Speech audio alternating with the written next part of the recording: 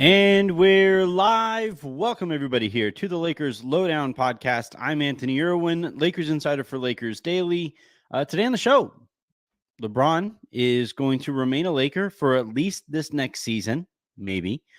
He signed a new 1-1 contract for the max or near the max. I guess it is still technically on the table that he's willing to take $1 million or so off, depending on how close the Lakers get to the second apron. So we'll talk about the scenarios that you're looking at there. We'll discuss where the Lakers can go from here, and their trade options, all of that good stuff, and we'll talk about how we arrived here. Obviously we heard everything that we heard about the pay cut and what the Lakers weren't able to do with that. So where do things kind of go from here? All of that here in a second as we talk now at 8:06 in the morning on Wednesday this week, Wednesday morning, when we get the news that LeBron James will and the Lakers have come to an agreement on a single year contract with a player option on the back end of it. All right, so obviously the major news here is that LeBron will be a Laker at the start of next season. I would still probably put my money on him being a Laker at the end of next season. What comes of this next season is going to be super interesting. To this point, LeBron has basically not signed contracts that applied pressure in the way that this one will. The 1-1 contract was something that he just kept on doing in Cleveland because he just didn't trust that team was going to put, the type of talent around him that he expected to be able to compete with for a championship. And to this point in LA, he has basically just taken as many years as he could, taken as much money as he could, rightly, and basically carried out that relationship in that way where any pressure on the Lakers was implied rather than applied. Now, with this contract, it is very much applying pressure to the Lakers that, all right, keep calling my bluff. You called my bluff to this point about whether or not I'm willing to piece out of here. You drafted my son. You hired my co-host. I appreciate that, but I care about winning championships. Now, with this new deal, it is, it is a return to how things operated in Cleveland. Because I'm just going to be honest, because I share the sentiment. I don't think LeBron trusts Rob Pelinka either to be able to execute the plan moving forward to get him a team that he feels can compete for a championship, nor do I think he believes that Rob Pelinka actually wants to. And that's a big deal there, right? Harrison and I talked yesterday on the show about a scenario where maybe Rob is actually carrying out what ownership wants. And his job, he's paid really, really well to be a meat shield as the Lakers just kind of tread water until the LeBron James and Anthony Davis era is over. And if you're LeBron and you see your organization prepping itself and prioritizing the future after you're gone far above what they're willing to do while you're here, I'd apply this pressure too. Of course, LeBron's still great. He was an all-NBA player last year. He played in however many, I think it was like 67 games or something last year. He played, he's doing things, with his body and holding off Father Time in ways that we have never seen before. And the Lakers was like, yeah, cool story, bro. Awesome. Appreciate it. Anyway, and I think I think LeBron is like, no, fuck anyway. I need help. He got swept by the Denver Nuggets the year before. He only got one win off of the Denver Nuggets this last postseason. And, realistically speaking, the Lakers haven't really mattered in the championship picture since they won a championship, back in the 2019-2020 season. And I think for LeBron, it's like, I'm holding up my end of the bargain. I've been really effing good for during that run and since that run. Anthony Davis also been really effing good during that run and since that run. Enough of this whole, all right, well, we swear, Bronny, we pinky promise that we're really, really going to try it this time. And at the deadline, they sat it out. This offseason so far, they've sat it out. And LeBron now, because to this point, the anticipation going into this moment that I had heard, from league sources and from the people that I've spoken to close into the Lakers, they have all said the anticipated outcome here with this negotiation with LeBron James was a 3-year max. He's going to want as much money as he can get over the next 3 years that he envisions himself still playing basketball at a high level. And that relationship between LeBron and the Lakers will continue all the way up until he retires. Definitely. This, however, kind of surprised me this morning. It really did. And it might just be that I didn't have the full story. It's altogether possible. And that this is what the Lakers also anticipated. I don't think it is, though. I think he probably walked into that office and said, all right, man, I gave you the opportunity to get Clay and you fucked up the sales pitch. I gave you the opportunity to do all these other things and you screwed up all of those scenarios, whether it was Clay, whether it was Jonas, whether it was Harden, all of those things. The Lakers struck out on all of those guys for a variety of reasons, to be absolutely fair to the Lakers. But LeBron says, you know what? Either you're not trying hard enough or you're not good at your job. But either way, the end point is the same. And I'm done trusting you with this stuff. I'm done inherently trusting you with this stuff. Now, we're going to go through, like, this season is going to be a headache. It is. And it sucks that JJ Redick is going to have to live with this headache every step of the way in his first time coaching in the NBA. That sucks. It sucks that, Bronny James is going to have to play his rookie season in which his dad is basically publicly negotiating to make sure that the Lakers do something to give the Lakers a chance at winning a championship. Everything except trading Bronny. It really, really, like, this scenario, like the way that this is all going to play out over the course of the year is not going to be great. It's not going to be fun unless you like chaos and unless you like watching the world burn, or unless you're not a Laker fan, in which case probably going to be super fun. Like, I bet Cleveland fans who have been waiting for LeBron to treat the Lakers the way that he treated Dan Gilbert and the Cavs. I'm sure they're going to have a blast with this season. And the Lakers have nobody to blame but themselves. You've had every opportunity to add to the front office this offseason. Nope. Didn't do it. You had every opportunity to like, all this talk of like, oh, well, we're looking to invest in our organization. Fuck you. Well, what? Why wouldn't you invest in your analytics department before you hire your head coach? Why wouldn't you invest back into your organization before you go into the offseason? Why wouldn't you invest into the scouting department before you go into the offseason? You didn't have to wait to do that till after you hired the head coach. That wasn't a necessary hindrance to investing back into your organization. By the way, we still haven't seen what that looks like. It's been weeks since that report came out. Still waiting for JJ Redick to hire one assistant coach. Still waiting on that. JJ Redick says yesterday that the focus right now is to, he can't coach Summer League because he has to find assistant coaches for his staff. And he's hoping to sometime soon hire a head of player development. Aren't the Lakers focused on player development? So you're focused on player development. The new CBA requires that you develop the young talent that you draft. And you don't have a head of player development.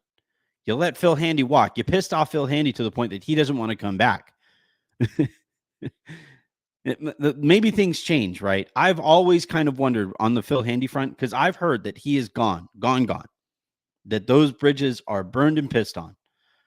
But I've always kind of wondered if LeBron like asked Phil, like, hey man, Bronny's here. You're my guy. I would like you to help Bronny. I'm always kind of curious what Handy's, response to that would be. So I'm not willing to completely say that is not happening. But it is insane that we are now like it's July 3rd right now. The California Classic, I believe, starts on July 6th. You are 3 days away from your summer league team playing in games, and you don't have any professional assistant coaches. None. That's insane. Like, if you're LeBron, put yourself in LeBron's shoes, and the purpose and the point here, while you are still playing at a really high level, the point here is to win championships. And you look around at how the Lakers have operated so far this offseason. Would you sign up for 3 years? Absolutely not. Of course not. He was right to do this. And God, I hope that the Lakers are paying attention. All right, now what does it mean that he doesn't take his pay cut? A lot. It means a lot. So first and foremost, it means that the non-taxpayer mid-level exception is now off of the table. They are the exception that they could be working with here is the 5.2 taxpayer mid-level exception. I'm trying to pull up. Here we go. What the Lakers are essentially working with here is a scenario where they are going to be above the first apron, and they are probably going to be under the second apron. And so, for all intents and purposes, the Lakers here are their focus is going to be shedding salary. They need to move off of the guys who took their player option next year, and they're going to be, still active on the trade market. This doesn't mean that they can't make trades. As of right now, they can actually still aggregate trades, or they can aggregate contracts in their why is this not working? Desktop. And then, all right. So I'm trying to I should have had this ready to go before we went live, but now that I do have it, I'm going to pull up. This is from Bobby Marks. This is what the Lakers can do above the first apron and below the second apron. So as he says here, they are not allowed to acquire a player in a sign and trade. So, like, basically, unless DeMar DeRozan is willing to take $5.2 million, the Lakers are not getting him. If they are able to get him at $5.2 million, it's a no-brainer. But I just don't think he's available to that. He walked away from the opportunity with Miami because he is looking for more than the Heat are willing to give him. I don't know where he's going to get it. I think his market is really bad, but still, that's where that currently stands. Not allowed to acquire a player in a sign and trade. They are not allowed to use a pre-existing trade exception, which if they have them, they aren't significant. They are not allowed to take back more money in a trade. That's a big one here. We'll talk about that here in a second. And they aren't allowed to sign a player waived during the regular season that had a pre-existing salary of $12.9 million. Interestingly enough, Chris Paul signed it at $11 million. They are allowed to use a trade exception created from a new trade. So if they trade one of their guys into cap space, create a trade exception, they can use that. And like I said earlier, they can still use the $5.2 million taxpayer mid-level exception. He also says a team is hard cap at the first or second apron if one of these rules are violated, and then the second apron is triggered. So right now, with LeBron making the amount of money that he is, any and all first apron type of scenarios are gone. They are not options here from here on out. The whole what if you do something that triggers the hard cap at the second apron? I'm told that the Lakers, and I have been told that the Lakers, among other teams, treat the second apron as a hard cap anyway. So the idea that this would severely limit what they can do or what they're looking to do, it doesn't really change anything. Okay, so Woj just said they are hiring. The Lakers finally hired their first two assistant coaches, Nate McMillan and Scott Brooks. So I've told you that Scott Brooks has been on the board still, and Nate McMillan is a kind of new name. I'm really curious. They spoke to Alvin Gentry as recently as yesterday, and we'll see what comes out of those conversations. They headed into hiring their coaching staff with the hope to employ at least 2 former head coaches on that staff. I don't see why you're capped at only 2 if Gentry is available. I like the idea of bringing him in there and just surrounding Reddick with as much um, prior coaching experience as possible. But anyway, so as far as the and that's good. The whole rant about the assistant coaches to this point still like matters because they only have 2, and the summer league practices started yesterday and you didn't have any of them. They still haven't hired a head of player development, and they still don't have a player development forward head coach. But those 2 guys are 2 respected names, and they're welcome additions to the staff. But anyway, back to the scenarios here on LeBron's you know, max contract here. Woj did say that LeBron is willing to take about $1 million or so less if it means that it keeps the Lakers under the second apron. I would say that that's probably a fairly likely scenario, at least in the first year. He only needs to take it to 1 year.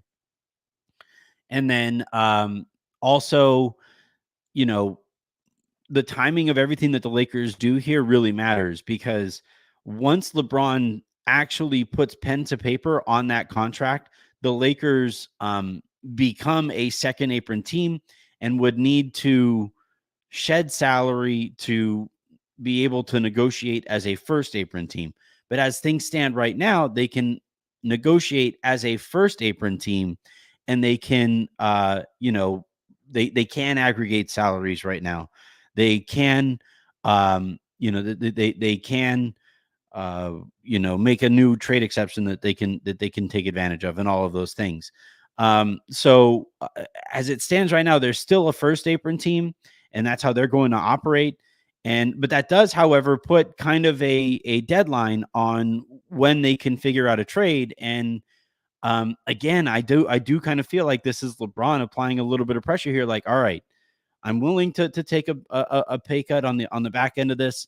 I'm willing to hold off on signing this contract, until you're able to figure something out.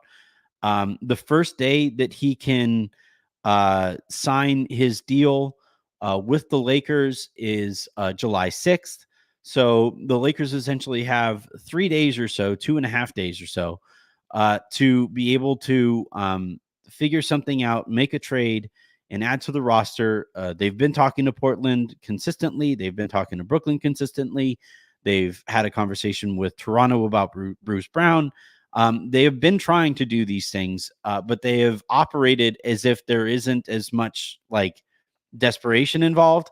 Now there kind of is, because once LeBron actually signs that contract and you become a second apron team, it actually becomes pretty difficult to not be a second apron team. So, I would look for a pretty active next few days here as we anticipate LeBron officially inking that deal. And, until then, you buckle up. All right, their offseason options, I've talked about them. So $5.2 million, it's still a better than minimum salary player. I'm really curious what some of the markets out there might be for like somebody like Gary Trent Jr. That would be a significant pay cut for him, though he hasn't been all that good the last couple of years. I like the market right now is pretty dry, and the Lakers, I would imagine if they're able to move, like say you make the Jeremy Grant deal, and in it you send D'Lo and Rui, NJHS, and a first round pick, and maybe I would try to attach a one of your player options that were picked up. So whether it's Hayes or Cam or Wood, Send one of those guys over there as well. You get back Jeremy Grant, and from there, like, you are definitely you're definitely well below the second apron here. You would be able to sign somebody with that $5.2 million, you know, uh, taxpayer exception. And then you can fill out the rest of your roster with a couple minimum signings, which, Torian Prince is still waiting out there. Spencer Dinwiddie is still waiting out there. And I think that that's kind of the ideal offseason from here on out. But the concern here moving forward is time. You're really up against it now that you have this agreement in place. So I'm gonna probably hop off here pretty soon. I'm gonna check the comments and make sure we don't have any starred comments. But that is the focus as it stands right now, in reaction to LeBron coming to this agreement. And again, unlike the last couple agreements that LeBron has made with them, there is very much applied pressure to this scenario as LeBron basically tells them, "Hey man, all right, you gave me the opportunity to play with my son. You brought in the coach that I preferred in the first place, but you didn't improve the roster in ways that I was hoping you would. And now if this roster isn't actually as good as I thought it were, as you think it's going to be, then maybe quietly at the deadline, I use my no trade clause to force my way to the situation that I really, really want to be in, where I can win a championship. Maybe I do that after this upcoming season. Maybe I opt out after the season and again apply pressure that way. This also takes him closer to the TV deal money, so maybe there's more money to be made, after opting out and signing a 2-year deal next time around. I don't know. But the Lakers now have a clock on them because they need to do things in a certain order now. And they have a lot more urgency, I would hope, than they did a few days ago because of the type of contract that LeBron signed. The last scenario here, that I do think is on the board is a potential retirement from LeBron after this season. He says he is playing well enough to continue to play beyond the season. There has been talk that he wants to play 2 or maybe 3 years more. If he plays, this season, next season, and the one after it, there's a chance that he could play with both Bronny and Bryce. So that is certainly something that he is going to keep in mind, and I'm sure the Lakers are going to keep in mind as well. But I do think that, if he plays this season, plays well enough, he's gotten all the records, he has checked the box of playing with his son, something that hasn't been done before. He has won as much as he can, probably with the Lakers. And if he doesn't want to essentially like piss off the fan base by playing somewhere else, maybe he just retires and maybe he just says, you know what, this is it. I would anticipate we would get word on that relatively soon, because I do think he would want the retirement tour. He would probably do some kind of a documentary for his last season. So like the pieces that would be in place, I think there would start to be some whispers on that front. So that's certainly something to keep in mind. But I do think like this offseason has been a disaster for the Lakers to this point. It just has. And for LeBron, if he was hoping that the Lakers would magically be able to figure it out, they haven't been able to. And I think he might look around and say, these guys aren't ever going to figure it out. I don't want to take the hit to my reputation, especially with Lakers fans, by winning a championship somewhere else. So maybe it's just time to hang him up.